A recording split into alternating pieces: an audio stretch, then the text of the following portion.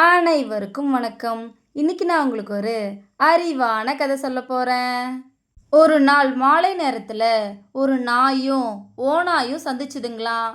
பல நாட்களா போதுமான உணவு இல்லாததுனால ஓநாய் ரொம்ப ஒல்லியாவும் சோர்வடைஞ்சும் இருந்துச்சாம். ஓநாயை பார்த்த நாய், நண்பரே, ஏன் ரொம்ப வருத்தத்தோட இருக்கீங்க? தங்களுக்கு என்ன குறை அப்படின்னு கேட்டுச்சான். அதுக்கு ஓநாய், நான் உணவு சாப்பிட்டு 2 நாளுக்கு மேலே ஆகுது, பசி தாங்க முடியல அப்படின்னு சொல்லிச்சான்.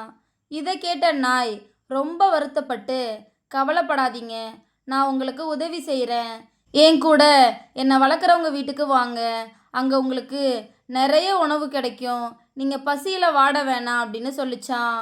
ஓநாயும் சந்தோஷப்பட்டு நாய் கூட போச்சான். ரெண்டும் போகிற வழியெல்லாம் பேசிக்கிட்டே போச்சிங்களாம். கொஞ்ச தூரம் போன அப்புறம் ஓநாய் தற்செயலா நாயோட கழுத்தில் இருக்கிற பட்டையை பார்த்துச்சான். உடனே நாய்கிட்ட, அந்த பட்டை எதுக்கு அப்படின்னு கேட்டுச்சான்.